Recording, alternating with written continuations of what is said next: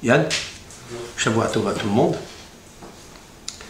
Avec l'aide de Hachem, nous allons continuer sur la lancée trajectoire de la Midda du Hesed que pratiquaient Avraham Avinu et Sarah Imenu.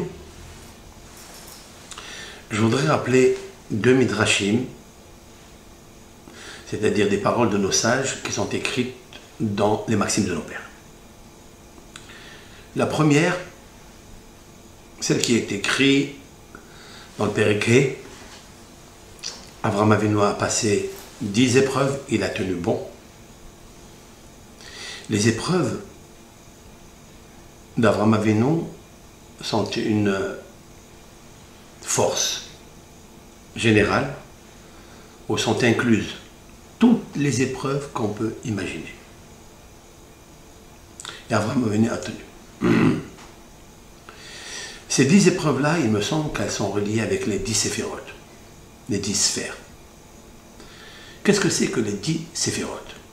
Où se trouvent en fait les 10 attributs de Hachem? Elles se trouvent dans le monde des émanations.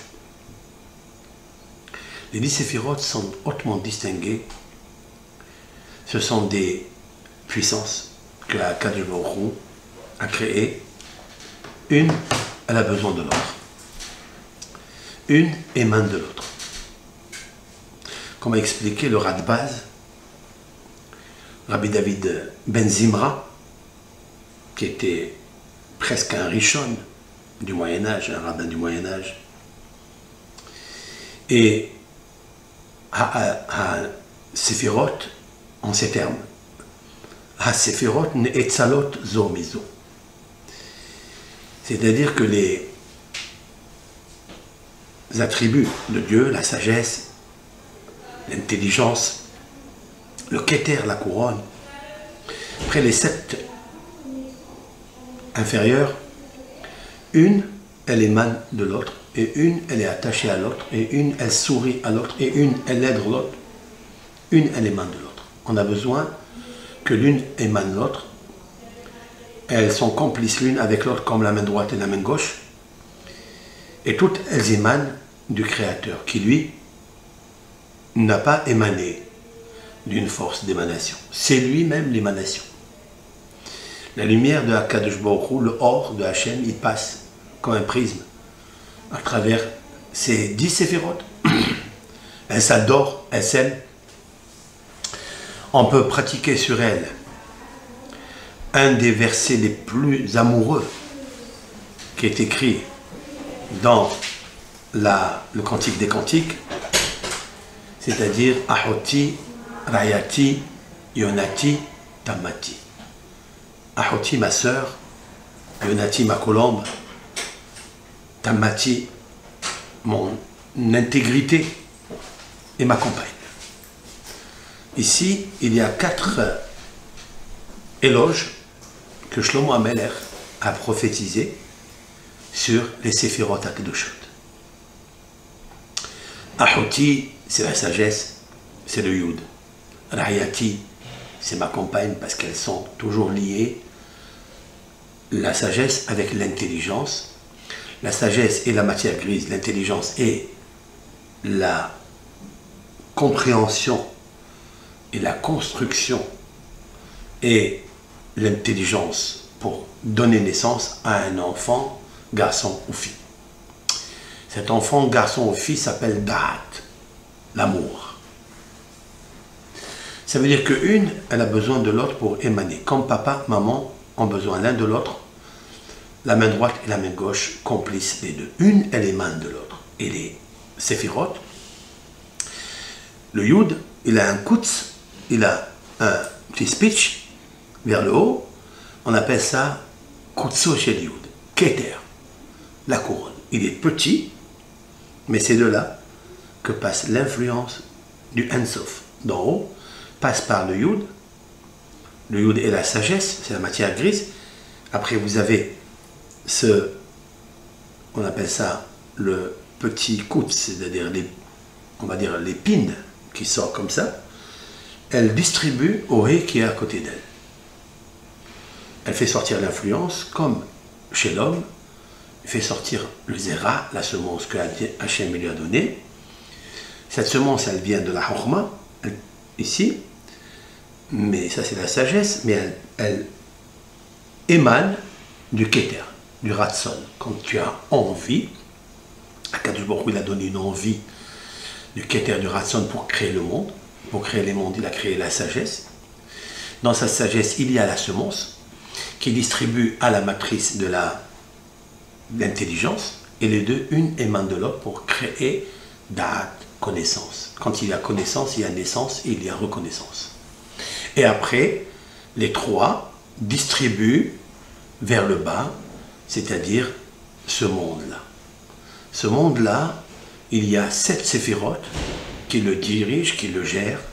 Abraham a pris la première, c'est-à-dire l'amour, dans toutes les situations, même un moment de faiblesse, il n'y a pas de condition. Il y a une seule chose qu'il nous faut savoir, et très intéressant de savoir et de le scotcher en nous, c'est de avoir la émouna en Boré Olam. Boré Olam, si on a compris qui est Boré Olam, celui qui a créé le monde, tout est à lui, tout ce qui t'appartient est à lui, tu dois faire son devoir, il te l'a laissé comme gage. Tu as confié des forces, il t'a confié des objets, des moyens, il t'a tout confié, c'est à toi de redistribuer les choses parce que tu émanes d'une force et tu dois faire émaner les autres de toi. Donc l'un sourit à l'autre, c'est l'entraide. Dans le couple, comme Sarah et Abraham, le premier couple exceptionnel, d'ailleurs Abraham va pleurer Sarah, dans Haye Sarah, Yavo Abraham, Ispod de Sarah, il a pleuré, il a fait des oraisons funèbres. Mais vous remarquerez que dans ce mot Vediv Kota, il y a un petit chaf, un tout petit chaf, la lettre chaf, qui est en valeur numérique 20. Et nos sages s'interrogent pourquoi dans le Sefer Torah on a fait une différence entre les lettres qui font apparaître la dimension de Hachem, la lumière, l'enseignement, la richesse de la sagesse. Pourquoi ce petit chaf dans l'Ivkota? Alors expliquent les commentateurs, notamment Rabbi Yaakov al-Turim, notre maître du XIIIe siècle, le fils du Rosh Ben Yehiel. Il explique en fait que Abraham savait que Sarah était une grande tzadékette. Vous savez, quand on pleure, des fois, on ne sait pas pourquoi on pleure. En fait, on pleure pour nous. Parce qu'on ne sait pas où on va aller. Et comme elle était une grande tzadékette, il a pleuré un tout petit peu. Parce qu'il ne faut pas beaucoup pleurer, mais il faut pleurer aussi pour une tzadékette. Quand on dit pleurer, cela veut dire des larmes. C'est verser des larmes. Et Abraham se devait de verser des larmes pour elle. Pourquoi? Ça n'est pas parce que Sarah avait besoin d'Abraham pour les mérites. Mais non. C'est que Abraham avait besoin de Sarah pour ses mérites. Car si Akadosh Baruch Hu a donné une grande dame à un grand homme, c'est pour le stimuler, c'est pour l'aider. Abraham savait que Sarah est venue dans ce monde pour l'aider. Et si on peut accomplir le pasouk, le verset qui est cité dans la Genèse, dans le chapitre 2, verset 18, Loto veota Adam levado, ça n'est pas bon qu'un homme y reste seul, et aeselo aezer kenegdo, je vais lui faire une aide pour lui ou contre lui, ça dépend comment il agit, c'est lui l'essentiel, parce qu'elle émane de lui. J'ai dit tout à l'heure, lui c'est la matière grise, bien en extrait de cette matière grise, soit la pureté, la purification, la noblesse ou le contraire. Si Sarah était Ezer, pour Abraham, elle a dépassé toutes les femmes qui étaient antérieures à elle, qui étaient avant elle dans 20 générations. C'est vrai? Et je voudrais citer ce passouk-là pour que Hachamim ont dit Asara Dorot, mais Adam ad Noah. Il est 10 générations, c'est-à-dire 1000 années, de Adam jusqu'à Noah. Pourquoi on nous cite ça, disent nos sages, Léodiacha, pour t'apprendre. Chez Kol Adorot, toutes ces générations depuis Adam jusqu'à Noé, Il venait dans les générations et il se rébellait. Et il faisait très mal à l'humanité. Toutes les sortes d'idolâtrie, toutes les sortes d'imperfections, l'adultère, le vol, ils se sont dépravés complètement. Akadosh Baruch Hu, il a dit quand même qu'ils étaient en train de faire des fautes, d'approfondir la faute, de détruire le monde qu'il a créé à Akadosh Baruch Hu avec 10 paroles, avec 10 séphirotes, avec 10 commandements, et ce chiffre qui revient, Akadosh Baruch Hu a montré qu'il était longanime, qu'il avait beaucoup de patience avec ses créatures, ses propres créatures. Et dit le Midrash, jusqu'à ce que soit venu le Maboul, le déluge qu'ils ont créé. Parce que Dieu ne crée pas le mal. Le mal est créé par l'homme qui le fabrique et qui l'apporte sur lui, comme une sentence. S'ils ont fabriqué tout au long de ces années le déluge, on voit pourquoi cette faute, ça veut dire qu'il manquait le hesed, il manquait le bien, la bonté, l'entraide. Même la femme qui était avec eux n'était pas un Ezer, n'était pas une aide, elle était contre lui. Parce que cette femme-là, elle aussi, elle fera n'importe quoi, parce que lui, il fait n'importe quoi. Dit la Gemara dans le traité Yevamot 62a. Zacha, s'il mérite, s'il se purifie, Ezer, alors il est une aide. Lo Zacha, s'il ne mérite pas, Kenegdo. Un homme, il doit toujours amender, s'arranger, faire des amendes. Hein? Il faut qu'il s'autocritique, il faut qu'il fasse du moussard à l'intérieur de lui, s'amender et trouver après le lait d'amande chez la femme qui va lui apporter le bonheur. C'est lui. S'il ne s'amende pas, s'il ne se purifie pas, s'il n'arrange pas les traits de son caractère, Kenegdo, elle est vraiment contre lui. Akadosh Baruch Hu a amené des femmes extraordinaires à tous les hommes de 10 générations, mais ils n'ont pas réussi à se purifier. Donc elle aussi, elle a fauté et elle était contre lui. Le Maboul s'est retourné contre eux. Donc Dieu, il a sauvé juste une petite maisonnette, une teva, avec un couple, Noah et Naama, la femme de Noah, qui était Ne'ima Bema'asea, c'est-à-dire elle avait des actions parfaites. Et ses enfants et les femmes. Pour te dire que Hachem, pendant 1000 ans, il a laissé une longévité, une patience à ses créatures. Mais, une fois qu'ils ont rempli le sac de Havera, et surtout le vol, disent nos sages, ça veut dire non seulement que tu dois donner de ce qui t'appartient à l'autre, parce que Akadosh Baruch Hu, c'est à lui ce qui t'appartient, il te l'a confié. Alors, essaye d'aider les autres. Tu es un bon chaliah, tu es un bon ambassadeur. Mais si tu ne le fais pas, alors Akadosh Baruch Hu, il te prend ce que tu as. Toi, qu'est-ce que tu fais? Tu ne donnes pas, mais tu prends aux autres tout ce que Akadosh Baruch Hu t'a donné. Voilà pourquoi Akadosh Baruch Hu a détruit ce monde-là. Maintenant, de Noah, jusqu'à Abraham, il y a encore 1000 ans. Et pourquoi on nous dit ça? Parce que Akadosh Baruch Hu, même qu'il voyait les générations cette fois-ci dépérir, se désagréger dans leurs actions, dans leurs actes, puisqu'il y avait beaucoup de fautes, quand même, Akadosh Baruch Hu n'a pas détruit le monde. Il a juré, il a créé l'arc-en-ciel, il a fait un pacte avec Noah, il a dit « je ne détruirai plus le monde », mais tous les mérites, disent nos sages, qui appartenaient à toutes les 20 générations, ils ont été rétribués à Abraham Avinu. Léodia, Shekibel Alav Schar Kulam. Il a accepté sur lui, il a reçu sur lui, d'après certaines versions, soit il a reçu tous les mérites des premières générations, ou bien il a accepté sur lui de guérir l'humanité. Il a accepté Kibel Alav Schar Kulam. Ça veut dire, explique Rama Mipano, un des grands kabbalistes du XIIe siècle, pas XIIe siècle, presque le 16e, début du XVIe siècle, après le Hari, un tout petit peu après le Hari Akadosh.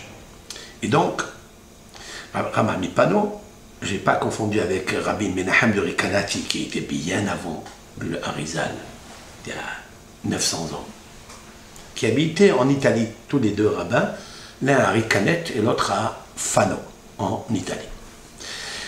Ce Rav-là, le deuxième Ramah Mipano, il dit, oui, il y avait des tzadikim avant, comme Mathusalem, Metouchélah, comme Hanor, qui est monté directement à Hachem. On dit que Hanor est mort très jeune. Dieu l'a pris avant qu'il s'impurifie par l'influence négative de sa génération. Eh bien, Akal Boukhou, il l'a pris, la Kahoto Elenu Ve'enenu, il n'est plus dans ce monde. Pourquoi? Explique nos sages. Parce que Hachem il-Barach, il a dit qu'il était tzaddik, je le prends maintenant. Certains kabbalistes disent qu'il est revenu dans la réincarnation en Ibour, c'est-à-dire comme une femme enceinte, chez Eliyahu Hanavi. Eliyahu Hanavi a reçu des grosses étincelles de Kedusha, de Neshama, de Hanor. Eliyahu Hanavi. Voilà, donc ils étaient tzadikim. Eux, ils avaient des mérites. Demande Ramah Mipano, Shem, le fils de Noah, d'où nous-mêmes, Abraham est né de la progéniture de Shem. Alors pourquoi Abraham il a pris tous les mérites? Alors il dit à Akadosh Baruch Hu, il a instauré et installé, implanté des Neshamot dans les grands tzadikim. C'est sûr et certain qu'ils avaient des grands mérites, mais ils n'ont pas réussi à influencer la génération. Le seul qui a réussi à accepter sur lui de guérir le monde, c'est Abraham Avinu. Pas seulement les 20 générations antérieures, mais toutes les générations qui vont arriver expliquent le Ramah du panneau. Ce que nos sages ont dit en quelques mots, ils sont des fois très brefs et très concis et très profonds, c'est que Abraham Avinu a accepté sur lui Srar Kulam. Ça veut dire le mérite de toutes les générations, même celle qui vient après. Pourquoi? Parce que tout ce que nous allons faire aujourd'hui dans le Hesed, ou dans l'étude de la Torah, ou dans la Emouna, ça sera grâce à lui. Parce qu'il nous a éduqués. C'est notre éducateur, le géant de l'éducation, c'est Avraham Avinu. Il a même écrit le Sefer HaYetzira, le livre de la formation. Il y a pas beaucoup de pages, il y a peut-être 32 pages. Dans ces 32 pages, il y a comme la valeur numérique 32 Elohim, c'est-à-dire 32 fois le nom de Elohim, qui est la puissance nécessaire, vitale pour la création du monde. Il s'appelle Elohim, qui est au-dessus de la nature. C'est lui qui gère la nature par les 10 séphirotes. Il y a 32. Abraham Avinu a compris que Akadosh Baruch Hu, il est ici avec nous dans ce monde. D'accord? Et grâce à ce Sefer Yetzira, on peut créer un veau, on peut créer des créatures, comme l'a fait d'ailleurs le Golam de Prague, Maharal de Prague, au XVIe siècle, où il a créé Yosele, le Goral de Prague. Tu sais ça? Le Golam de Prague. Grâce à quoi? Il a créé grâce à quoi? Grâce au Sefer Yetzira. Ça veut dire que dans ce monde, on peut profiter, lorsqu'on est bien sûr d'un certain niveau de Torah, de Emouna, et sans s'enorgueillir. C'est ça l'essentiel. L'essentiel n'est pas s'énerver. Parce que tous ces grands kabbalistes, ces grands maîtres de Torah, ils se sont jurés de ne jamais s'énerver, de ne pas avoir une akpada, une exigence, une vengeance, une colère, une jalousie sur un Ben Israël ou sur n'importe quel être humain au monde. Comme l'a expliqué le Rav Moshe Eliyahu Dividash, notamment l'auteur du Rishit Chochma, au nom de Rabbi Yitzhak ben Shushan. Rabbi Yitzhak ben Shushan a raconté sur un de sa génération, mais je pense que c'était lui, qu'il connaissait le Shem HaMeforash, c'est-à-dire toutes les puissances qui existent dans le 72 noms divins de Hachem. Comment ils agissent, ils sont écrits dans le Sefer HaYetzira. Et le Rav, il voulait le transmettre à quelqu'un. Mais puisqu'il ne faut pas garder que pour soi, on peut le transmettre à un élève, mais en sachant que cet élève, il est top niveau. C'est-à-dire il n'y a pas un parasite, il n'y a pas une impureté dans son trait de caractère. Et il a appelé son élève le plus intime, qui était très grand kabbaliste, un grand tzaddik. Il lui a dit, voilà, je vais quitter ce monde et mon devoir c'est de transmettre la puissance nucléaire de ce monde. C'est les 72 noms. Mais les 72 noms, en fait, ce chiffre-là, il m'interpelle parce que 72, c'est en fait le nom de Hachem. Lorsqu'on l'écrit dans la phonétique avec Yud, par exemple, Aleph, d'accord? On écrit Yud, Yud Vav Dalet. He, ça peut s'inscrire He, Aleph, He, ou bien He, Yud. Après, vous avez le Vav, on peut l'inscrire avec Vav, Aleph, Vav, Vav, Yud, Vav, Vav, He, Vav, d'accord? Si on met un Yud à l'intérieur, le remplissage, c'est-à-dire la profondeur, et le He, encore He, Yud, la valeur numérique de ça, ça fait 72. C'est le nom de Hachem Yitbarach. Celui qui connaît le secret de ça, il peut. Mais qui est-ce qui connaît? Personne. Il avait dans son époque, Rabbi Yitzhak ben Shushan, un grand tzaddik, il a dit, il va quitter ce monde, mais il faut qu'il laisse un protecteur dans ce monde, un tzaddik. Il l'a appelé, il lui a dit, je te demande quelque chose, avant de te transmettre cette force nucléaire. Est-ce que tu t'es énervé un jour dans ta vie? Juste, dis-moi, le Hémet, est-ce que tu t'es mis en colère? Pas seulement d'une manière extérieure, comme ceux qui se mettent en colère et qui cassent des verres, ou qui cassent des vases, ou qui cassent la maison. Non. Est-ce qu'un jour tu as levé la main sur quelqu'un? Non. Est-ce qu'un jour, dans ton cœur, tu as eu une exigence sur un juif, sur un être humain? Il a dit oui. Il a dit alors je ne peux pas te transmettre le schéma de forage. C'est pas possible. Avraham Avinu a écrit le schéma de forage. C'est lui qui a écrit le Sefer Yetzirah. Autrement dit, que s'il est arrivé à percevoir la puissance prophétique des 72 noms divins, créatrices du monde, c'est qu'il n'est jamais s'est énervé. Jamais il s'est mis en colère. Est-ce que vous pouvez me trouver une fois Avraham Avinu dans le texte se mettre en colère? Jamais. Ça veut dire quoi? Ça veut dire que le trait de caractère des Midot Tovot est de récuser les caractères mauvais qui sont l'abîme de l'homme. Ça, c'est le top niveau de rage. Tu peux faire des mitzvot, tu peux être un homme érudit, étudier la Torah, une grande connaissance, tout ça, c'est bien. Mais ce que je veux de toi, c'est ton cœur. Comment il est ton cœur? Est-ce qu'il est calme? Est-ce que tu le maîtrises? Tu le domptes? Ça, il faut travailler sur ça. Avraham Avinu a réussi à être celui, il y a 2000 ans, que Hachem il attend avec l'engagement, même avec la persévérance des fautes, il attend un être humain. Maintenant, je demande la question, ça fait 5778 années que nous sommes aujourd'hui ici. Est-ce qu'il y a eu depuis Avraham Avinu, qui a créé, comme Avraham Avinu, la Emouna en Hachem Yitbarach? Est-ce qu'Akadosh Baruch Hu, il peut montrer du doigt sur un tzaddik des générations qui sont venues après, juste à part les 7 bergers d'Israël? Parce que dans notre génération, il y a. Ce qui est très incroyable, c'est que nous attendons le Mashiach, nous attendons la résurrection des morts.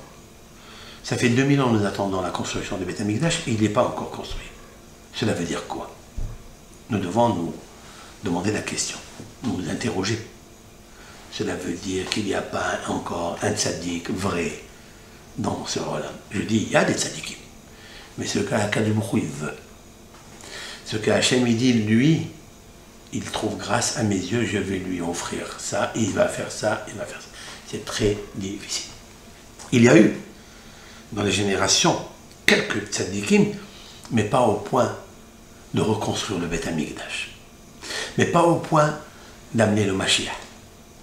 Il n'y a pas. Ça existe. On pouvait. Alors on dit c'est la génération. C'est une réponse aussi qui est très vraie, valable. Mais ce que je veux renforcer aujourd'hui dans mon cours, c'est que même que nous sommes 5778 ans après la naissance d'Adam Arishon, moins 6 jours, la création du monde et le 6e, il a créé l'homme, nous sommes encore vivants. Nous sommes encore dans la Emouna. Nous sommes en train de pratiquer Shabbat, d'étudier la Torah, de faire la Tzedaka, de s'aimer, de s'entraider. Il y a beaucoup d'associations qui ont ouvert des restos du cœur pour aider les pauvres, les orphelins, une kala ou un hatan pauvre qui n'ont pas des moyens pour. Mais c'est extraordinaire ça. Nous vivons encore cette émouna grâce à Abraham Avinu. Et ça me donne une force. Enfin, le péché, Maïmonide a dit, même qu'ici il tarde, je ne vois pas de résurrection des morts, je ne vois pas le Mashiach.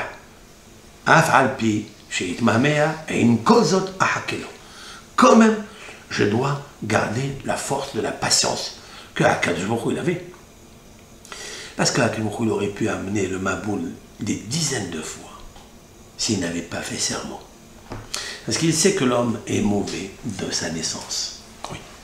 Donc le tiraf, c'est les 20 générations. Voilà. Maintenant, ce que Abraham Avinu, avec l'aide de Hachem, c'est un pirouche fait maison. Je pense que je l'ai dit l'année dernière, mais il écrit dans mon livre Pardes Menahem que, en fait, le Khaf, il est petit parce que toutes les générations étaient petites. 20 générations, ils étaient petites. Et le Khaf, c'est Kulam. Kulam. Il a pris le mérite de tout. C'est pour ça qu'Abraham Avinu, il a marqué la Torah, il a marqué Veliv Kota. Il y a un petit Khaf pour dire Abraham Avinu, elle est partie, cette Eshet Haïl. Où m'a quitté cette femme-là exceptionnelle, cette femme qui, grâce à elle, je suis Baal Emona, je suis un homme de foi. Grâce à elle, elle m'a donné des leçons. Que ça soit quand j'ai quitté ma maison, ma patrie, j'ai quitté mon quartier, j'ai quitté ma maison, je suis allé avec elle, elle m'a suivi. Qui est-ce qui quitte une maison lorsqu'il est dans un bonheur, dans l'aisance absolue? Il est tranquille. Elle l'a suivi.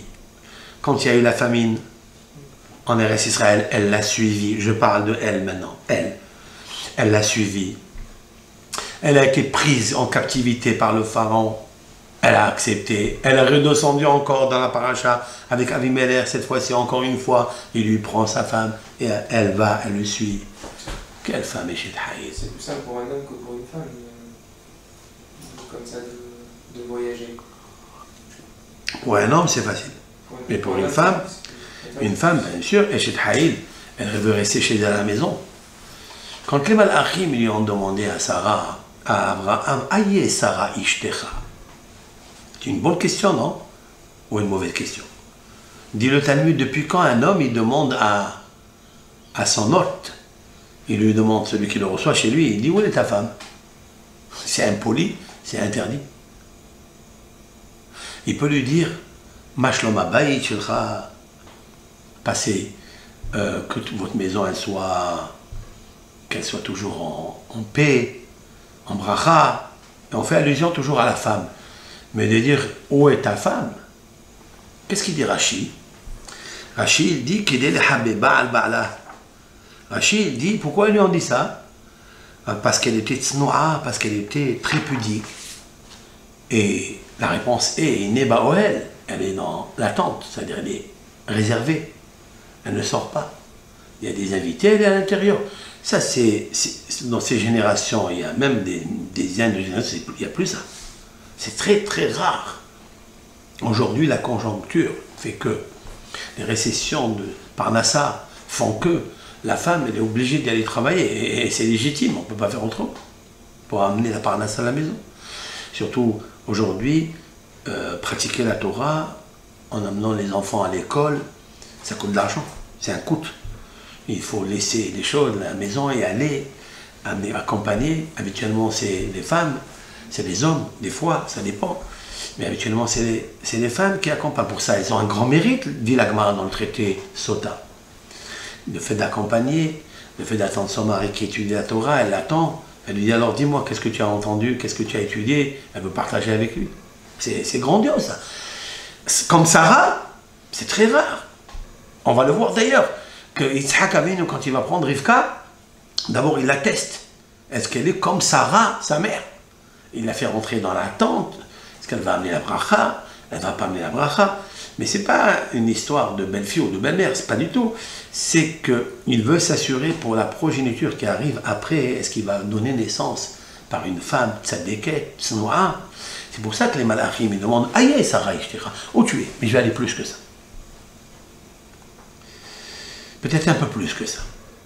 À la lumière de ce que je viens de dire maintenant, que Sarah a été celle qui a maintenu les 20 générations qui viennent avant. C'est pourquoi Abraham Avinu il pleure pour ce petit chaf. Parce que ce chaf, vous savez ce que c'est chaf? Chaf, comment on écrit un chaf? C'est chaf, fait. Mais kaf, c'est la paume des mains. Ça, kapaim. Kapot yadav, c'est la paume des mains. C'est ça.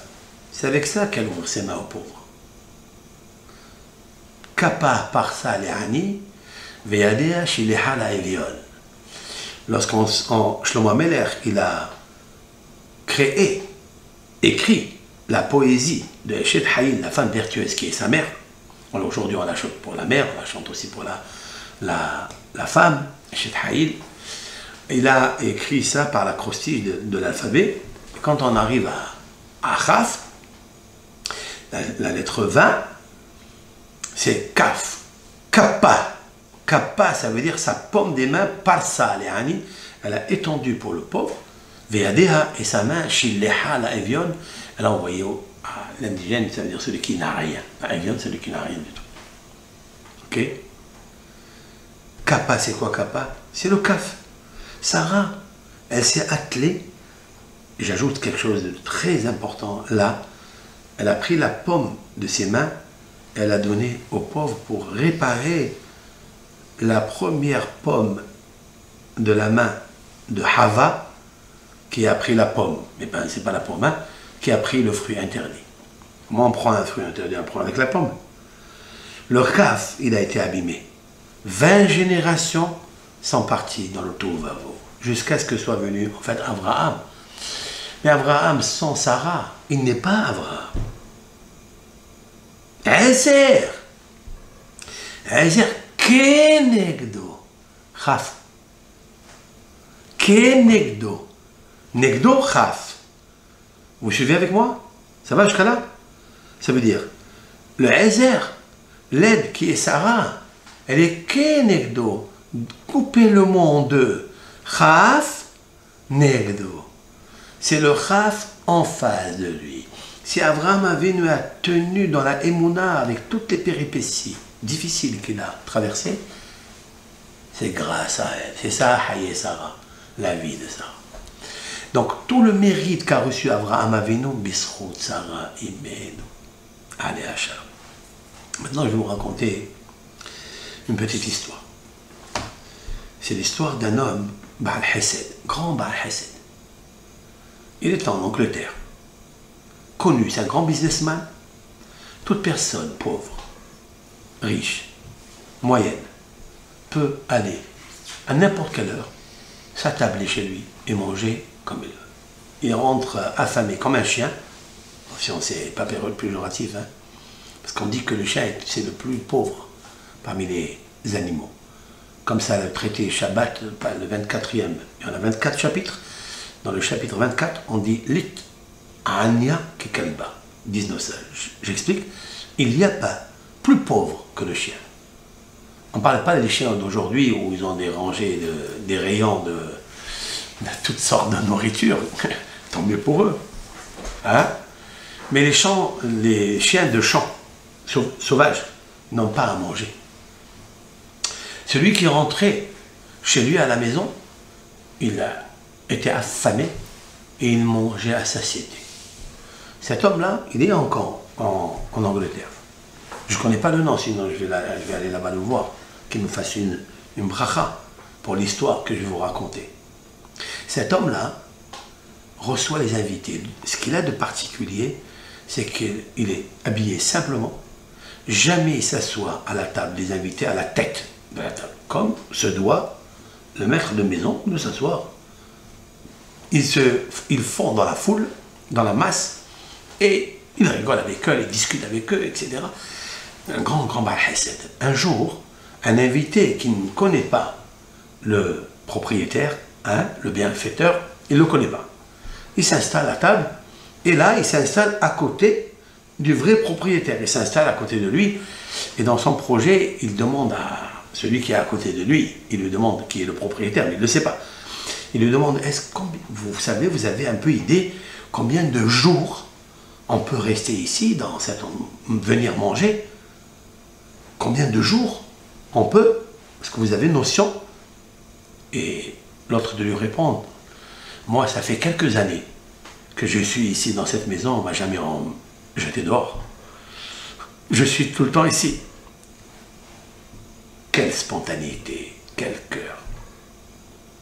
Comment il s'est trouvé à l'aise, cet invité? Il dit, tiens, le Baal Habayit lui-même, le propriétaire de la maison, qu'est-ce qu'il répond à cet invité? Moi, ça fait des années que je suis là, ça veut dire, vous pouvez rester ici tant que vous voulez, monsieur. Qui est-ce qui peut faire une chose pareille? Et d'où il a appris, cet homme, à faire comme ça? C'est un homme qui peut-être n'a pas étudié la Torah. C'est un homme, peut-être, qui ne fait pas beaucoup de mitzvot. Peut-être il ne met même pas les tefilines. Peut-être. Je ne sais pas. À plus fort, je sais qu'il met les tefilines. Mais l'idée, elle est magnifique d'Abraham Avinu et de Sarah. Si un homme, il a le chesed en lui, il n'y a pas de condition, il n'y a pas de limite dans le chesed. C'est ça, Abraham Avinu. Vaïta Eshel Biv Er Shava. Et Abraham Avinu, il a mis un Eshel Biv Er Shava. Dans le couple, combien il nous faut faire très attention quand on est en bonne santé et quand on est bien dans notre vie. Chez moi, il nous faut méditer que la femme que nous avons à la maison, qui se donne corps et âme pour l'éducation, pour le céder de la maison, l'organisation de la maison, combien c'est difficile. On ne peut pas s'imaginer, nous les hommes, on n'a pas la même structure d'âme et structure de caractère et d'ambiance intérieure. On n'est pas les mêmes. Combien elle est là, elle travaille, non, on ne mesure pas. On ne mesure pas les choses. Il nous faut réfléchir. Pourquoi je vous raconte ça? Parce que c'est un homme qui... je vais vous raconter cette histoire-là. Et je vais vous relire le texte en lui-même qui dit comme ça.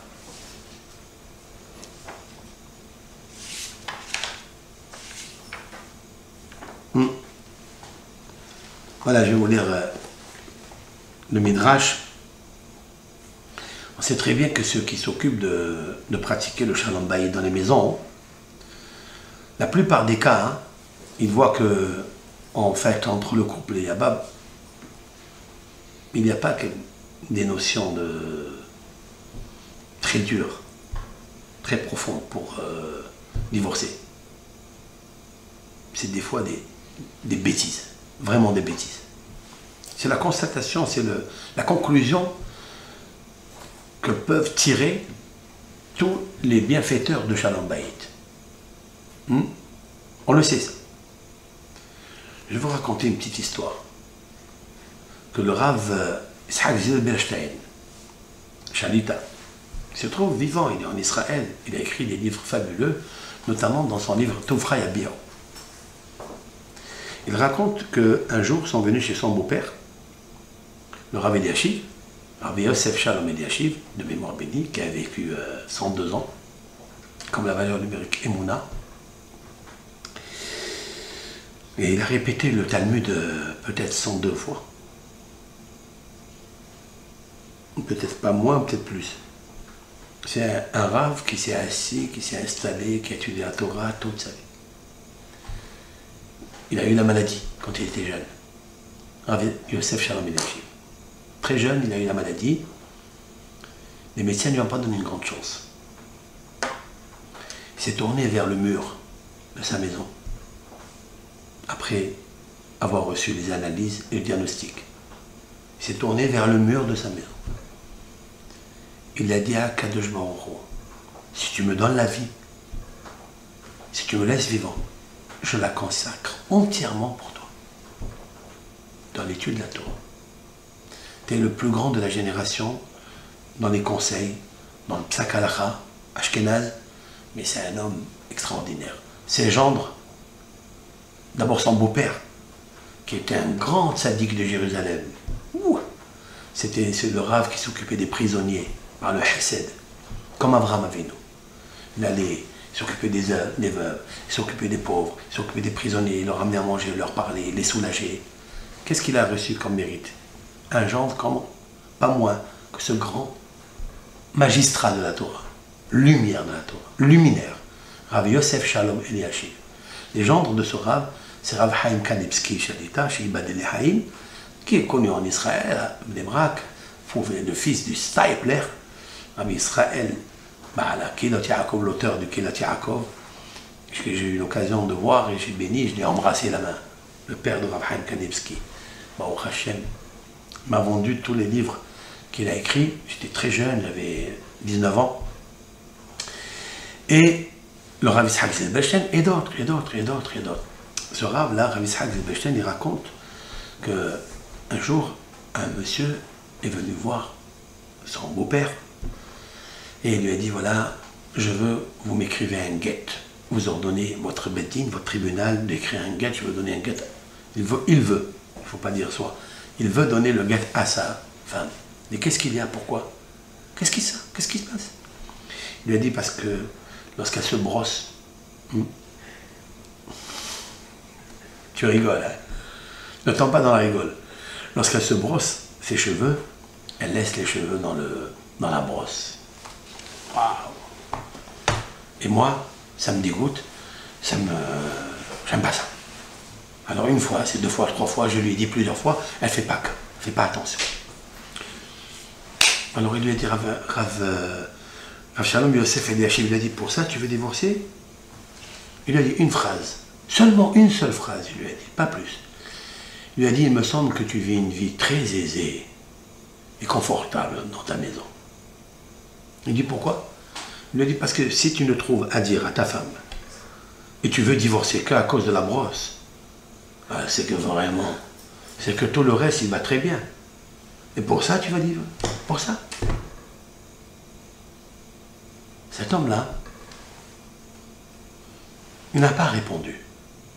Il est sorti de la maison du Rav. Et lorsqu'il arrive au seuil de la porte de la sortie, il tombe et il se casse le pied. Il se casse son pied. Quand tu accuses une femme pour la tête, tu perds les pieds. Vous savez ça? Que les pieds, c'est-à-dire les fondements de l'homme, c'est sa femme, dit le Zohar Kadosh. Raglé Hasidav Ishmor, les pieds des pieux, l'Éternel protège. Qui sont les pieds des pieux? Demande le Zohar. Da Iteta. En araméen, c'est la femme. Tu accuses parce qu'elle ne fait pas attention. C'est vrai que toute femme, elle doit être très propre, sobre, de ne pas laisser... Mais moi, je me demande pourquoi il regarde la brosse. Moi, Béros, je vais le brosser un petit peu, je vais lui dire, mais pourquoi tu regardes la brosse de ta femme? Est-ce que c'est avec la même que tu te brosses toi, ou bien parce que elle se trouve dans la salle de bain, tu la vois? Ne fais pas cas. Pour le Shalom Bayit, c'est pas grave. Tu prends une serviette, tu enlèves, et doucement, non, il veut divorcer pour ça. Non, il lui a dit que les haïm à toi, ils sont mis au charim. Parce que si tu trouves juste le pouls et les cheveux dans la tête, alors dans une brosse, j'espère que tu ne les trouves pas dans la nourriture. Alors il sort de la maison, il se casse le pied. Et il va à l'hôpital pendant 1 semaine. Imaginez qu'il a ses amis qui viennent le voir. Mais ils vont venir une fois, ils vont rester une demi-heure. Comme on fait d'habitude, on vient, on fait salam alaikum, ça va. Oh, on reste un quart d'heure et on s'en va. Qu'est-ce qui peut résister? Qui l'a trouvé? Qui il a trouvé, ce monsieur? Celui qui s'est dégoûté de la brosse des cheveux de sa femme. Qui il a trouvé pour être là avec lui? Lui faire ses soins, lui faire à manger, être à côté de lui comme ça. Sa femme. C'est là qui voulait divorcer.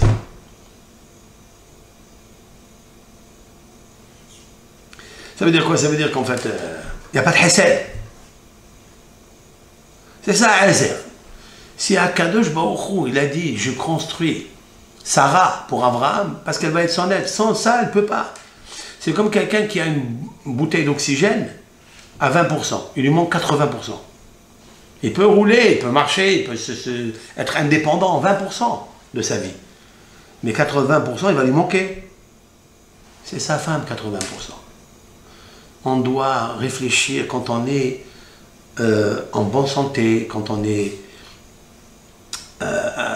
en tranquillité. Hein, de réfléchir qui j'ai à la maison, qui je laisse à la maison. Ça, il faut faire teshuva sur ça. Il nous faut faire teshuva. C'est énorme. C'est énorme. Comment l'homme, il ne se connaît pas. C'est énorme. Comment un homme, il est égoïste. L'homme, quand je parle de l'homme, c'est tout le monde. Hein.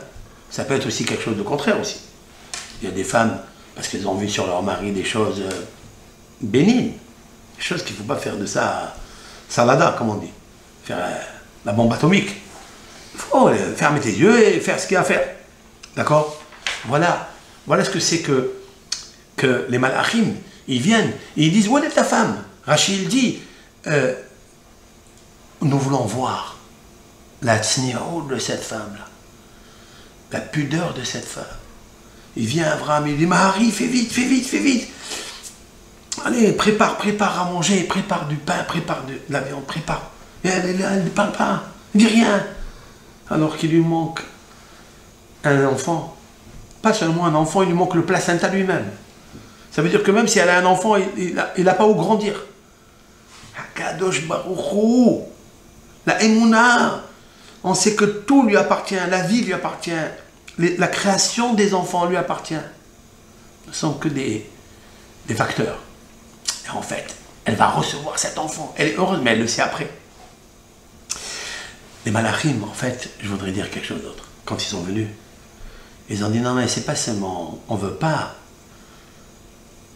te demander où elle est Sarah pour ça. Non, dans le ciel, il y a trop de bruit sur Sarah. Ça fait 20 générations, on n'a pas eu une femme qui a fait autant de bruit. Tous les tzadikim, toutes les femmes pieuses qui avaient depuis les 20 générations, hein, tous les grands tzadikim désirent de voir le visage de Sarah. Et nous, les malachim, on s'est disputé avec l'un avec l'autre, qui va mériter de descendre en bas et d'annoncer à Abraham qu'il va avoir un enfant par Sarah qui était Zekena, qui était vieille et qui avait perdu donc les règles, donc le sang. Restriction de sang, restriction de fécondité. Et à Sarah, dès qu'elle touche, dès qu'elle reçoit ses invités, paf, elle devient Nida. Pourquoi là, elle a ses règles? C'est ainsi que tout le déréglage qui s'est produit à cause de Hava, qui a pris par la paume de la main le fruit, et au ce moment-là, elle est tombée, elle a eu des règles. Sarah maintenant, 20 générations, c'est elle qui va réparer par la paume des mains, c'est-à-dire le khaf, en donnant aux pauvres, avec la paume des mains, avec sa main, en donnant à des gens qui lui semblaient comme des Arabes, des Bédouins du désert, comme l'explique Rachid. Peu importe qui, quoi. Même le jour où son mari est malade, elle aurait pu lui dire, écoute, reste tranquille. Elle n'a rien dit. Elle ne parle pas. Elle sait qui elle est. Elle est grande. Elle n'est pas seulement autoritaire parce qu'elle est princière, princesse. Non! Parce qu'elle a à l'intérieur d'elle, elle a la Emouna B'Hashem Yitbarach. Et c'est que tout, il vient de Hachem Yitbarach. S'il veut, il veut. S'il ne veut pas, c'est pas grave. Moi, je fais ce que j'ai à faire. Elle a eu Nida. Les malachim, en haut, ils ont dit, nous voulons voir qui va mériter ça. Hachem, il a envoyé Raphaël, Gabriel et Michael. Chacun a annoncé quelque chose. Voilà pourquoi ils ont dit, aïe, Sarah, etc. Qu'est-ce qu'on est aujourd'hui? On est le 16, Hashvan, comme la valeur numérique aïe. C'est pour ça que j'ai repris aïe, mais comme Kevodo.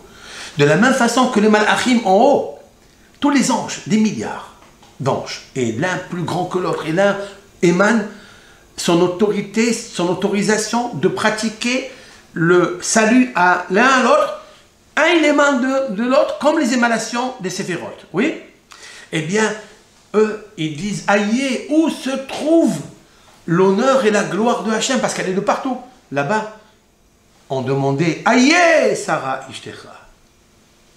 Où est Sarah, ta femme? Parce qu'elle fait un ra'ash, elle fait un bruit d'éloge sur elle. Les tzadikim, ils viennent se prosternent devant la neshama de Sarah. Nous voulons savoir qui est cette femme. Ils ont eu le mérite de descendre autant que malach, se transformer en être humain, que pour mériter de voir Sarah Imenou. Ça, Abraham, il le pleure. Haye Sarah, Vayavo, Abraham, Nispod, Nesara, Melivkota. Il pleure à Sarah. Parce qu'il aime cette femme, parce qu'elle avait quelque chose de particulier. Au point où les malachim descendent la voir, ça c'est pas normal. Ça c'est uno, unique en son genre. Le hesed existe. Le hesed, on peut le faire avec beaucoup de discrétion et beaucoup de hanava, comme l'histoire que je vais vous raconter maintenant, qu'il y avait une maman appelée Brak, qui était une grande satéquette. Et elle avait beaucoup de garçons et de filles, à la vérité, d'avoir Sachar péri à Baten. Sachar, c'est la récompense péri du fruit de la matrice. Beaucoup d'enfants. Cette femme-là, elle est Eshet Haïl, Eshtecha Kegefen Poria Be'arkete Betecha, comme le dit le grand psalmiste. Ta femme est comme la vigne qui fructifie. Eshtecha. C'est pas marqué Ishtecha avec un point, mais avec 3 points. Quelle est la femme qui mérite d'être comme la vigne, comme le Geffen?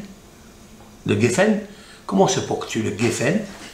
3 points, 3 points. Comme le mot Hesed, c'est-à-dire la bonté. La première bonté, charité commence par soi-même, c'est qu'elle pratiquait la bonté avec son mari et avec ses enfants. Sa grande fille, la grande des enfants, c'était une fille. Et cette femme-là, elle est tombée malade. Après qu'elle a eu tous ces enfants-là, vous savez, par des grossesses, des fois, etc., peu importe la raison, eh bien, elle est tombée malade. Elle a eu la vilaine maladie. Elle est partie voir un rave dont on ne connaît pas le nom. Elle va voir le rave, et le rave, elle est accompagnée de sa grande fille.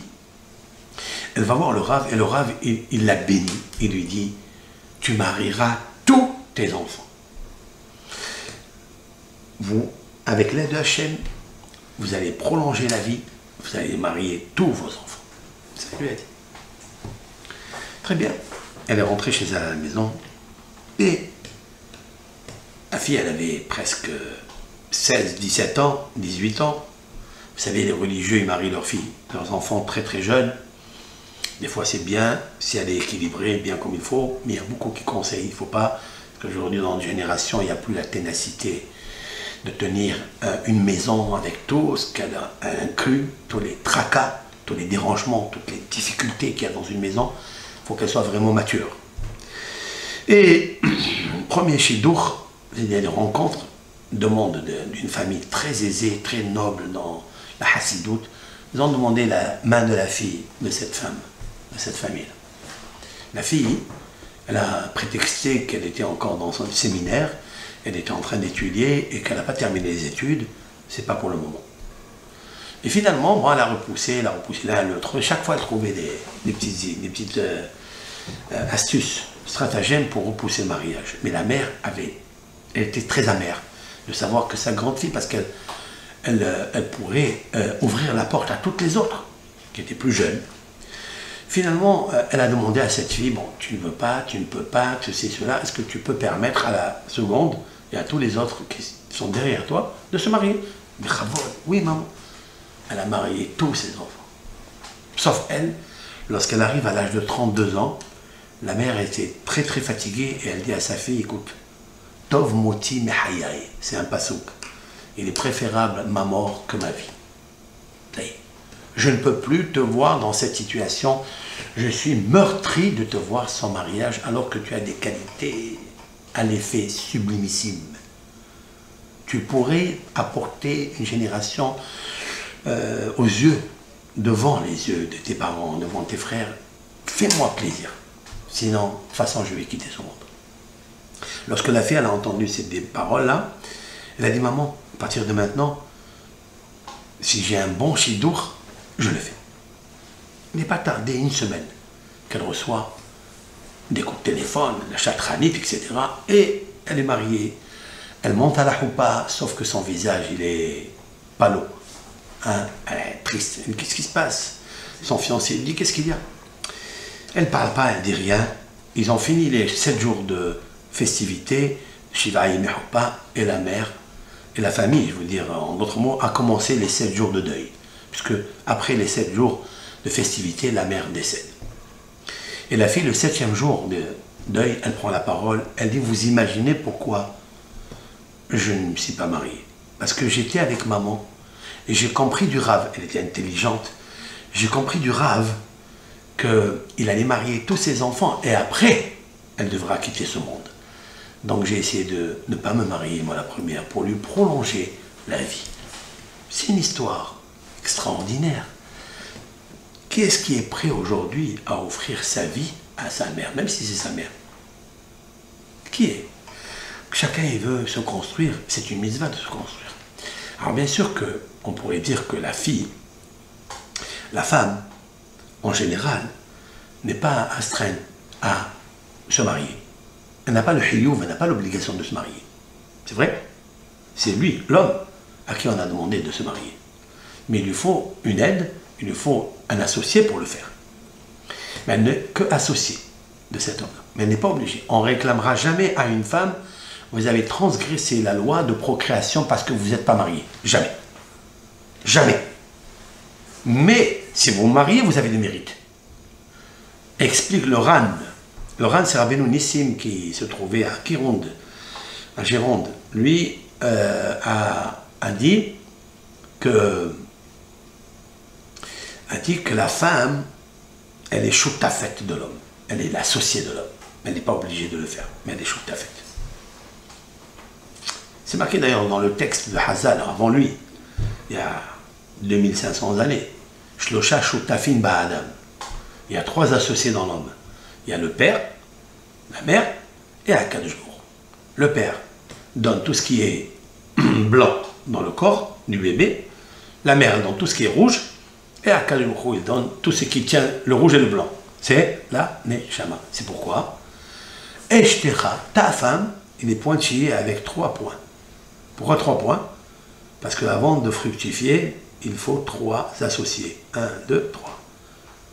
Celui qui est en bas, que le Baruch Hu dit, vous papa, vous êtes en haut, mais moi, c'est moi qui vous tiens. C'est moi le petit point qui est dans le Ségol. Ségol, c'est Ségoula. Ségoula, c'est 3. Donc on est 3 associés. Donc on voit que la femme, elle est appelée associée de l'homme. Ça, c'est extraordinaire. C'est magnifique. Maintenant, où c'est marqué une chose pareille, qu'une femme, elle peut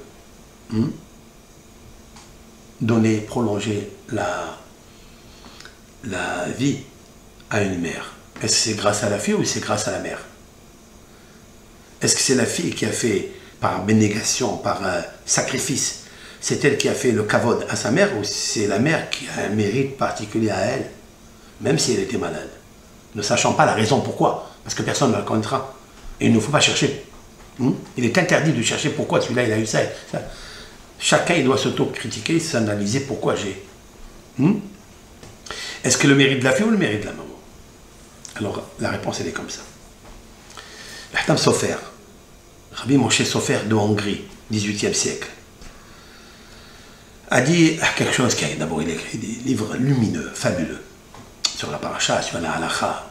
Il n'y a pas un domaine de la Bible, de la Gemara ou des poskim qui n'a pas mis sa plume miraculeuse, par ses expressions, des interprétations inédites. Ahtam Sofer, Rabbi Moshe Sofer, avec une lignée de tzaddikim, la Mishpahat Sofer. Le Rav apporte un midrash qui est magnifique. Vous savez que l'Éternel a demandé à la terre. La terre, c'est la matrice. La terre, c'est la maman. Il a demandé à la terre de donner des fruits. C'est vrai? Lorsque Dieu il a dit que la terre donne un arbre, il a dit que l'arbre soit fruitier. C'est-à-dire que l'arbre lui-même, c'est un fruit. Vous savez ça? Il a dit Atzperi. L'arbre qui est lui-même le fruit. Tu manges l'écorce, tu manges le tronc, et tu as le goût du fruit. C'est ça que Dieu il a voulu à la création. Il est tellement bon Parce que là, Akadosh Baruch Hu, c'est un arbre, si on peut dire ainsi, qui lui-même, c'est un bonbon. Parce que Akadosh Baruch Hu est tov. Je veux créer des arbres, du bois, qui est bon, qui est doux, délicieux, exquis. Mais qu'est-ce qui est marqué dessus dans la Bible? Osépéri. Elle n'a pas fait l'arbre lui-même fruit, mais elle a fait un arbre qui donne des fruits. Donc l'arbre lui-même, il est dur, il est inconsommable. Elle a fauté. Elle a fauté. Et Akadosh Baruch Hu, il lui a dit, je te punirai. Mais il ne l'a pas puni de suite. Il ne l'a pas puni de suite. Il a dit, lorsque l'homme fautera, alors rétroactivement, je te punirai. La punition de la terre, c'est qu'elle ne sort pas des fruits, des arbres, eux-mêmes fruits. Elle sort des joncs, des épines. Alors, Dieu n'a pas dit qu'elle sortira des joncs et des épines, seulement après la faute. Sinon, même l'animal, il aurait mangé des fruits, des salades, sans parasites, sans épluchures, sans écorce, sans rien du tout. Mais à quel moment il a puni la terre, la matrice de l'alimentation, quand Adam Arishon et Hava ont fauté? Demande le Hatam Sofer. Pourquoi? Pourquoi il n'a pas puni de suite la terre? Pourquoi il faut attendre que l'homme il faute? La réponse, c'est que l'homme a besoin de la terre. Si Akadosh Baruch Hu, il voit une personne, elle tombe malade, pour les raisons que lui il connaît, il doit lui enlever la vie ou la guérir, ça ne dépendra pas d'elle. Ça dépendra de celles des personnes qui sont autour d'elle, qui ont besoin d'elle. Lorsque la terre elle a fauté, il ne pouvait pas abîmer la terre. Alors l'homme, il va manger quoi? Il n'avait pas encore fauté. Il n'avait pas fait des péchés. Il était tzaddik. Il va manger quoi? Des herbes, des joncs, des épines, des cactus. Non. Elle sortait toujours un arbre fruitier. L'homme, il mangeait des fruits. Mais dès lors que l'homme a fauté, alors rétroactivement, la terre a commencé à donner naissance à des fruits qui sont amers, des fruits non consommables, des joncs, des cactus. C'est vrai? Il a comme ça faire comme ça. Lorsque Akadosh Baruch Hu, il voit une personne qui ne mérite pas, mais celle qui mérite, ce sont l'entourage, les enfants. Alors Akadosh Baruch Hu, il laisse encore cette femme vivante. Et c'est pour ça que cette maman, elle est restée vivante. Parce que même si Akadosh Baruch Hu doit la prendre pour une raison, mais il ne peut pas la prendre tant que l'autre, il a besoin de lui. Mais à quel moment il la prend? C'est parce qu'il a une raison, hein? Lorsque ceux-là, ceux qui sont autour d'elle, ils ne sont pas, ils commencent à chuter un petit peu, ils commencent à oublier la émouna de Hachem Barach et de faire n'importe quoi. Alors, pourquoi il retourne rétroactivement les choses? C'est vrai. La maman avait une grande tzadékette. Et la fille, elle devait vivre. Et c'est pour ça que la fille n'a pas accepté de se marier, parce qu'ils avaient besoin tous d'elle. Ok? De là, on explique, en fait, c'est une parole de Hatam Sofer, donc au XVIIIe siècle, mais il y a un rave, il s'appelle Rabbi Simcha Zisl, Baal Chokhma ou Moussar, qui a dit une chose pareille, mais je ne me rappelle pas s'il l'a amené au nom du Hatam Sofer. Lui-même aussi, il a dit que l'Éternel, il est juste, il ne commet pas d'iniquité. Il y a un pasouk. Tzaddik v'yacharo, l'Éternel ne commet, il est tzaddik, il est juste, mais ve'en avel, il ne commet pas d'iniquité. La question est, s'il est juste, il est droit, c'est sûr qu'il ne commet pas d'iniquité. Pourquoi la Torah a répété le cadenas? Elle a cadenassé double. C'est un pléonasme. Oui, tu as compris? C'est bizarre comme texte. La réponse, elle est comme ça. Vous avez des juges, aujourd'hui. Et c'est normal, c'est ce qui est courant dans les tribunaux. C'est lorsque quelqu'un a fait une infraction, il a fait un braquage, il a fait un vol, il a fait un accident, et il est responsable, le juge, il lui dit, monsieur, toi, voici la loi pour toi. Il l'intègre, il le met, il écroule au Beaumet. Beaumet, là-bas il meurt. Beaumet. Il l'envoie là-bas. Oui. C'est un bon jugement, ça? C'est normal. Mais tout le monde sera d'accord avec lui. C'est vrai. Chez Akhlimourou, c'est pas comme ça. Parce que cet homme-là, il va rentrer en prison. Mais s'il y a 5 ou 10 ou 20 ou 100 personnes qui dépendent de lui, ils vont souffrir. Pourquoi? Kadosh Baruch Hu, il est juste, il est droit, il juge la personne. Il lui apporte la sentence, mais pas au point de l'exterminer totalement, de le priver de ses sujets, de ses enfants, de ses serviteurs, de ses élèves. Tant qu'il y a ici des gens qui ont besoin de lui, que leurs yeux dépendent de lui, il le laisse vivre en lui aussi. Est-ce que ça marche aussi à l'inverse? C'est-à-dire si elle, la personne intrinsèquement, elle est méritante, mais l'entourage, lui, il n'est pas très méritant, est-ce que cette personne-là, elle peut faire les frais de son entourage et payer pour lui ou non? C'est une excellente question. Alors il y a un maître qui a traité le sujet, il s'appelle Rabbi Haïm Shmulevitch, dans son livre Sihot Moussar. Haïm Shmulevitch, il nous a quittés il y a 30 ans, 40 ans. Grand Baal Moussar, un des petits-fils du Savadon Novardok. Il a écrit un livre, Sihot Moussar.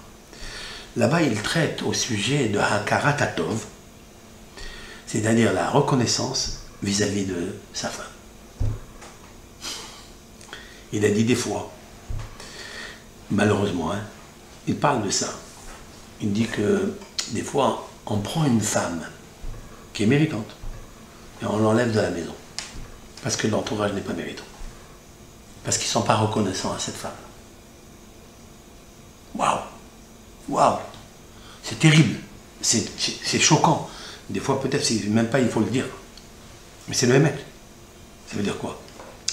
Ça veut dire combien il nous faut faire attention aux personnes qui sont là, avec nous. Sarah et Abraham, Zekenim Ba'im Bayamim. Sarah et Abraham, ils sont vieillards, ils sont vieux, Ba'im Bayamim. Ils viennent avec les jours, ils ont apporté tous les jours avec eux.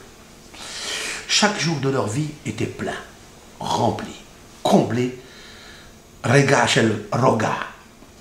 Une seconde de bonheur. Chaque seconde de rega shel roga. Roga, c'est la plénitude. C'est la tranquillité. La respiration dans le calme. Tous les regaim, tous les secondes de leur vie étaient shel roga. Ils étaient bien. Qu'est-ce qu'il y a? Pourquoi? Parce que chacun il a fait attention à l'autre.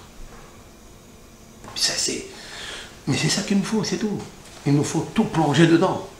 Il faut tout banco. Il faut tout miser dedans. Tout. Alvaï, pourvu que Hachem y m'aide à faire rentrer une petite lumière dans mon cœur qui jaillit dans le labyrinthe noir. Des fois, du sentiment qui est perturbé, qui est inerte, qui est éteint. Il nous faut réveiller ça. C'est le moussard, ça c'est le moussard. On est obligé de parler de tout ça dans ces parachutes là. Parce que quand on va quitter Bereshit, qui est le livre de la droiture, Sefer Hayashar, il n'y a plus ces notions de moussard. Il nous faut revenir toute notre vie à Bereshit. C'est pour ça que Shemot, il ne va pas quitter Bereshit, il sera toujours avec Bereshit, parce que tout est là, tout est écrit ici. Bereshit, c'est Bereshit, il faut se renouveler. Et on s'est renouvelé à Rosh Hashanah, qui nous donne l'opportunité, le patrimoine exceptionnel, unique, de richesse, de se renouveler, de ressusciter. Il nous faut se remettre en question à chaque minute.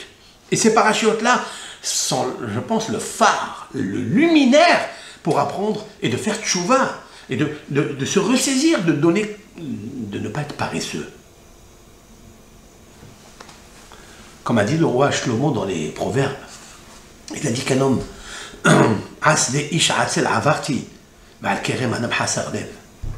je traduis, je suis passé devant un champ, un champ, un verger d'un homme paresseux, fainéant. Al-Kerem, sur un vin, donc il y a un champ, alors toujours quand on dit un champ, c'est-à-dire de blé, Tevoa. Al-Kerem, Kerem c'est la vigne, de raisin, de vin. Al-Kerem, Adam Hassar Lev, c'est-à-dire un homme, Adam, donc il est marié, parce qu'Adam c'est pas Ish, Au début, il a dit Alesh, c'est des Ish Atzel Abarti. Devant un champ d'un homme, Ish, qui est le niveau moyen, parce qu'Adam, c'est le niveau le plus haut, après il y a Ish, après il y a Enoch. Enoch, c'est le simple, l'ordinaire. Ish, c'est un homme Hachouv. Je suis passé devant un champ d'un homme Hachouv, important, mais fainéant. Al-Kerem, je suis passé devant une vigne Adam d'un homme Hassarlev, qui n'a pas de cœur. Alors, quelle est la résultante d'un champ ou d'une vigne de ces deux personnages cités? Veine, et voici. Ala Kulo Kimshonim. Et voilà que l'arbre, le champ, le vigne, Ala, il a fait monter Kimshonim, des joncs, des cactus. Kosu Panav Harolim. Il a, Panav, c'est-à-dire le visage, quand tu vois le visage, au lieu de voir des rangées de vignes bien ordonnées, bien orchestrées, aérées, avec des tuyaux d'eau d'arrosage, etc. Tu vois tout, tout est plein de joncs qui montent, tout vieux, tout. Pourquoi? Ishahatsel, fainéant, Hasserlev, il lui manque le cœur. Je voudrais savoir qu'est-ce que je te m'amène à parler ici. Hatzel, je sais ce que c'est Hatzel. Fainéant. Moi, je suis fainéant. Je suis un grand fainéant, moi. C'est vrai. Pas grave, c'est pas... On peut arranger. Je suis un grand paresseux. C'est que si j'étais pas paresseux, moi, mais à Zat Hashem, j'aurais écrit 100 livres. J'en ai écrit 28. C'est pas suffisant. Il y a encore des livres dans Mahchev, dans l'ordinateur. Tu sais pourquoi on l'appelle ordinateur? Or, c'est la lumière. Din, c'est la loi. Ator, anagramme du mot Torah. Or, din, ator. C'est le din, c'est ya. Mais ils sont là-bas posés. Pourquoi? Je suis un grand paresseux. Un grand fainéant. Il faut que je fasse et je fasse. Maintenant, je fais des cours, c'est vrai. Je ne suis pas paresseux dans ça. Mais c'est facile. Mais de s'asseoir et d'écrire, etc., c'est difficile. Très difficile. Mais c'est pas bon. Parce qu'il te manque le cœur. Qu'est-ce que le cœur? C'est le cœur intelligent. Le cœur, c'est binyan, c'est-à-dire construire. Construire, c'est imaginer. Imaginer, c'est déjà structurer. Et là, on n'a pas, avec tous les troubles qu'il y a dans ce monde, avec les affres de l'exil, avec tous les péripéties qu'on passe tous les jours avec le hinour des enfants, avec la communauté, c'est pas évident. C'est pas évident. Mais Adam Hassarlev, il me semble, c'est pas Avraham Avinu, ni Sarah. Adam Hassarlev, c'est quelqu'un qui manque, allez, on va dire, d'attention. Parce que lui-même, il est en tension. Et attention, il fait pas exprès, parce qu'il n'est pas intelligent, c'est tout. Abraham nous a appris aujourd'hui dans la paracha qu'il pleure pour 20 générations, cette femme, Eshet Haïl, qui le quitte. Il aurait pu continuer encore avec elle. Il l'a perdu. Parce qu'il se dit, qu'est-ce que j'ai fait dans ma vie? Je vais vous dire quelque chose. Vous savez, Abraham Avinu, il a fait rentrer Agar. C'est vrai? Mais c'est pas lui qui l'a décidé. Mais c'est le conseil d'Abraham. Oui. Il a dit, je ne peux pas faire, je ne peux pas donner d'enfant, c'est toi. Alors Sarah lui a dit, bon écoute, prends ma servante, Agar. Oui, il a pris sa servante. Mais elle a reproché à Abraham quelque chose. Qu'est-ce qu'il lui a reproché? Elle lui a dit, Shifhati Hashem natati beheker. Dis ma servante que j'ai te donnée sur ton thorax.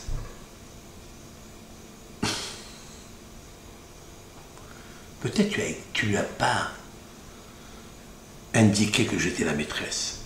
Est-ce que le fait qu'elle était avec toi en intimité, est-ce que ça lui a pas donné un espoir de devenir la maîtresse?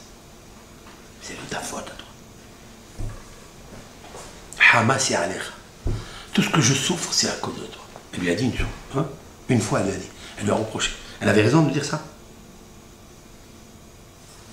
Elle avait raison ou pas? Peu importe. On va dire qu'elle n'avait pas raison. Puisqu'Avraham Avinu, immédiatement, il dit, écoute, voilà ta servante, fais-lui ce que tu veux. Ça veut dire que je n'ai aucun attachement avec elle. Oui, plus encore. Il a dit Rabbi Haim ben Atta, quelque chose d'explosif. Rabbi Haim ben Atta, 18e siècle, dans son Pirouche Ora Haim à Kadosh, il a dit, lorsque dans la paracha qu'on vient de lire, Maïr, Abraham reçoit de Sarah un verdict, il lui dit renvoie le fils de cette servante de la maison. D'après certains commentateurs, il a voulu le tuer. Ishmaël a voulu tuer Yitzhak pour prendre là l'héritage. Sarah a tout de suite examiné ça, il a dit dégage. D'après certains, il a fait l'idolâtrie devant Yitzhak. Comment un enfant que j'ai, ça fait des années, 20 générations, il n'y a pas eu encore un fils comme Yitzhak, ça te dit que tu vas me le prendre comme ça? Allez, je ne veux pas. S'il te plaît, Dieu, il lui a dit dégage. Qu'est-ce qui est marqué dans toi? Il est marqué qu'il a eu très mal aux yeux. Il a eu mal de voir avec ses yeux que son fils va quitter sa maison. C'est son fils. C'est le fils d'Abraham. Rabbi Haim ben Attar, il dit quelque chose. Il n'a pas dit. Il a eu mal à cause de sa servante. Pourquoi? Parce qu'il était attaché à elle. Elle était sur son thorax. Elle a eu un enfant avec lui. C'est sa femme. Vous comprenez? Mais ça, la Torah, elle témoigne qu'Abraham Avinu n'avait aucune relation luxure ou profit d'un plaisir charnel quelconque de cette femme-là. Puisque toute la peine qu'il avait, c'est pour son fils, mais pas pour elle. Un autre homme me dit non, mais elle, j'ai profité, c'est ma femme. Non. Pour te montrer l'idée d'Abraham Avinu était extraordinaire, ça veut dire qu'il n'a jamais essayé de tenter de faire du mal à Sarah. Mais indirectement, il lui a fait. Oui, il lui a fait. Et pour ça, Abraham Avinu, il sera obligé de se plier et d'écouter Sarah. Tu écoutes? C'est incroyable. Hein? 5 minutes, encore, et on finit. On voit de là que faire du mal à quelqu'un, même indirectement, tu es obligé de corriger. Et Akadosh Baruch Hu, pour ton bien, il t'apportera des petits soucis, que tu sois interpellé, tu vas faire l'analyse, tu dis pourquoi il m'arrive ça? Parce qu'il n'y a rien, même pas rien, même quand je fais. Tu as écouté? Tu as écouté l'écho? Il y a de la prophétie dedans. Explique Rabbi Haim Vital, le disciple intime de Ari Akadosh, dans son livre, intitulé Ruach HaKodesh, l'Esprit Saint. Dans la première phrase de son livre, Afilu haka'at maqel zenevoua. Même la frappe d'un bâton sur l'écho d'un bâton qui frappe une table ou un arbre, l'écho qui sort, il a un message. Il n'y a rien qui se produit dans ce monde sans la main directe de l'expert Akadosh Baruch Hu. Il n'y a rien. Tout y vient de là. Tu n'as pas fait attention. Tu as fait mal à l'autre. Mais je vous assure que je n'ai pas. Regardez Avimelech. Avimelech. Mais qui ont capé à ces autres. Tu m'as dit que tu étais ta soeur. Donc je l'ai prise. Regarde. Il va même dire à Sarah, tiens, il lui donne Elef Kesef. Il lui donne une somme astronomique de l'époque à Sarah pour lui avoir causé indirectement du mal. La Torah, elle le marque comme ça, noir sur blanc dans le Sefer Torah, pour l'éternité. Et la Torah, elle nous dit qu'Avimelech, il a fait ça avec pureté, avec des mains blanches, sobres. Elle le marque. Mais il a été puni pour ça. Il a eu l'impuissance et que toute sa famille n'arrivait pas à avoir d'enfant. Hachem, il a fermé les matrices des femmes de Avimelech. Pourquoi? Parce qu'il a pris Sarah. Mais j'ai pris Sarah, mais c'est toi qui m'as dit. Il lui dit à Abraham, mais pourquoi tu as fait ça? Pourquoi tu ne m'as pas dit? Il lui a dit, Rak en irat Elohim bamakom hazeh. sachant qu'ici, il n'y a pas la crainte de Dieu. Ils vont me tuer pour ma femme, pour prendre ma femme. Donc j'ai dit à Hatier, c'est vrai, je t'ai causé du tort. Venons, faisons un pacte. Il fait un pacte avec Abimelech. Le Be'er, c'est le puits. Parce qu'Abraham, il a reproché à Abimelech que les serviteurs d'Abimelech avaient subtilisé le puits qu'on trouvait, puits d'eau, qu'on trouvait les, comment on appelle ça, les serviteurs d'Abraham, et Abimelech de jurer qu'il ne savait pas. Et jusqu'à aujourd'hui, c'est Abraham qui lui a informé sur le puits. Ils ont fait un pacte ensemble, et Abraham a pris le puits. Qu'est-ce qu'il a fait de ce puits? Il a fait échelle. Vaïta échelle, biv ershava. La Torah dit qu'il a créé l'auberge. Vous créez pas l'auberge, le verger. Vaïta. Vaïta, c'est implanter. Implanter, c'est les arbres. Construire, c'est un château, une auberge. Mais implanter les arbres. Pourquoi il va implanter les arbres? Parce qu'il avait le puits. C'est le puits qui va irriguer le jardin. Et de ces fruits-là, il donnait aux invités, il leur parlait d'Hachem et Barach, etc. D'accord? Mais à quel moment Abraham Avinu, il reçoit un puits dont on ne se dispute pas sur le puits? Quand va arriver chez Yitzhak, il va y avoir 3 fois les disputes, grâce à Sarah Imenu. Sarah, c'est elle le puits. La femme s'appelle le puits. C'est la source de toutes les bontés. Il a créé. Combien il nous faut, mais travailler sur ça. La seule personne que nous avons, c'est Sarah. Toutes nos femmes sont comme Sarah et Méno, comme Rachel, comme Rivka. Combien on doit se renforcer dans ça. Et si on est faute, il faut faire tchouva sur ça. Il faut revenir à la Torah. Et que Bisrout Sarah et Abraham Avinu, qu'on puisse s'améliorer, se modifier pour se bonifier. Ve yavo shalom bayit al kol, ha'olam kullo, al am Israël. Kol tov lachem.